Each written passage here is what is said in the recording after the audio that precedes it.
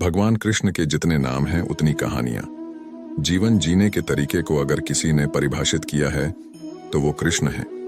कर्म से होकर परमात्मा तक जाने वाले मार्ग को उन्हीं ने बताया है। कर्म का कोई विकल्प नहीं, ये सिद्ध किया। कृष्ण कहते हैं, मैं हर हाल में आता हूं, जब पाप और अत्याचार का अंधकार होता है तब भी, जब प्रेम और भक्ति का उजाला होता है तब भी। दोनों ही परिस्थिति में मेरा आना निश्चित है। वैसे तो कृष्ण का संपूर्ण जीवन ही एक प्रबंधन की किताब है, जिसे सैकड़ों हजारों बार कहा सुना जा चुका है। कुरुक्षेत्र में दो सेनाओं के बीच खड़े होकर भारी तनाव के समय कृष्ण ने अर्जुन को जो ज्ञान दिया वो दुनिया का श्रेष्ठतम ज्ञान है। गीता का जन्म युद्ध के मैदान में दो सेनाओं के बीच हुआ। अगर आप दिमाग को शांत और मन को स्थिर रखने की कोशिश करें तो सबसे बुरी परिस्थितियों में भी आप अपने लिए कुछ बहुत बेहतरीन निकाल पाएंगे।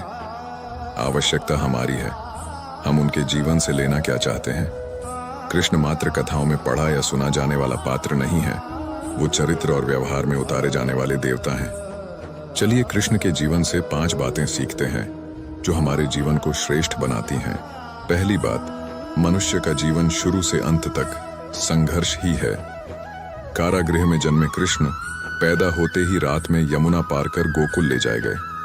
तीसरे दिन पुतना मारने आ गई। कृष्ण का जीवन कहता है, आप कोई भी हों, संसार में आए हैं तो संघर्ष हमेशा रहेगा। मानव जीवन में आकर परमात्मा भी सांसारिक चुनौतियों से बच नहीं सकते। कृष्ण ने कभी किसी बात की शिकायत नहीं की। कृष्ण कहते हैं, परिस्थितियों से भागो मत, उसके सामने डटकर खड़े हो जाओ, क्योंकि कर्म करना ही मानव जीवन का पहला कर्तव्य है। हम कर्मों से ही परेशानियों से जीत सकते हैं। दूसरी बात, स्वस्थ शरीर से ही विजय है। कृष्ण का बचपन माखन मिश्री खाते हुए गुजरा। आज भी हम भोग लगाते हैं, लेकिन ये संकेत कुछ और है। आहार अच्छा हो, शुद्ध हो, बल देने वाला हो। बचपन में शरीर को अच्छा आहार मिलेगा तो ही इंसान युवा होकर वीर बनेगा।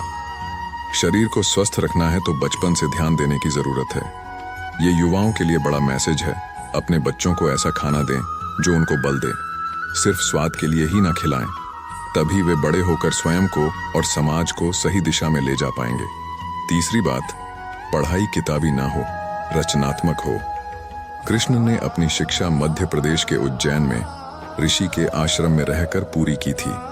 कहा जाता है 64 दिन में उन्होंने 64 कलाओं का ज्ञान हासिल कर लिया था। वैदिक ज्ञान के अलावा उन्होंने कलाएं सीखीं। शिक्षा ऐसी ही होनी चाहिए जो हमारे व्यक्तित्व का रचनात्मक विकास करे। संगीत, नृत्य, युद्ध सहित 64 कलाएं कृष्ण के व्यक्तित्व का हिस्सा हैं। बच्चों में कोरा ज्ञान ना भरें, उनकी रचनात्मकता को नए आयाम मिले, ऐसी शिक्षा व्यवस्था हो। चौथी बात, रिश्तों से ही जीवन है, बिना रिश्तों के कुछ नहीं। कृष्ण ने जीवन भर कभी उन लोगों का साथ नहीं छोड़ा जिनको मन से अपना माना। अर्जुन से वे युवावस्था में मिले, ऐसा महाभारत कहती है, लेकिन अर्जुन से उनका रिश्ता हमेशा मन का रहा। सुदामा हो या उद्धव, कृष्ण ने जिसे अपना मान लिया उसका साथ जीवन भर दिया। रिश्तों के लिए कृष्ण ने कई लड़ाइयां लड़ी और रिश्तों से ही कई लड़ाइयां जीती। उनका सीधा संदेश है, सांसारिक इंसान की सबसे बड़ी धरोहर रिश्ते ही हैं। अगर किसी के पास रिश्तों का महत्व नहीं है तो वो इंसान संसार के लिए गैर है। इसलिए अपने रिश्तों को दिल से जिएं, दिमाग से नहीं।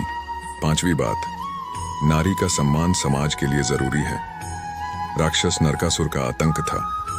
करीब 16,000 महिलाओं को उसने अपने महल में कैद किया था। महिलाओं से बलात्कार में उसे सुख मिलता था। कृष्ण ने उसे मारा, सभी महिलाओं को मुक्त कराया, लेकिन सामाजिक कुरीतियां तब भी थीं। उन महिलाओं को अपनाने वाला कोई नहीं था।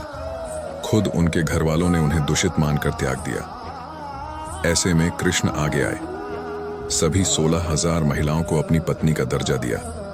समाज में उन्हें सम्मान के साथ रहने के लिए स्थान दिलाया। कृष्ण ने हमेशा नारी को शक्ति बताया, उसके सम्मान के लिए तत्पर रहे। पूरी महाभारत नारी के सम्मान के लिए ही लड़ी गई। सो आप कृष्ण भक्त हैं तो अपने आसपास की महिलाओं का पूरा सम्मान करें। कृष्ण की कृपा पाने का ये सरलतम मार्ग है। इस पूरी वीडियो में हमने भगवान कृष्ण के जीवन से निकले कुछ महत्वपूर्ण सिद्धांतों को जाना और समझा है जो हमें अपने दिनचर्या, कर्म और रिश्तों में मदद कर सकते हैं। कृष्ण के उपदेशों से हमें सीखने को मिला कि कैसे संघर्षों का सामना करें, शरीर का ध्यान रखें, रचनात्मकता को प्रोत्साहित करें और सभी रिश्तों का सम्मान करें। इन मूल्यों को अपनाकर हम सब मिलकर अपने जीवन को सुखमय और सार्थक बना सकते हैं। आप सभी से निवेदन है कि इन सिद्धांतों को अपनाएं और अपने जीवन को सुखमय बनाएं। उम्मीद करता हूं आपको हमारी ये वीडियो पसंद आई होगी। ऐसी ही और वीडियोस के लिए चैनल पर जाएं और सब्सक्राइब करना ना भूलें।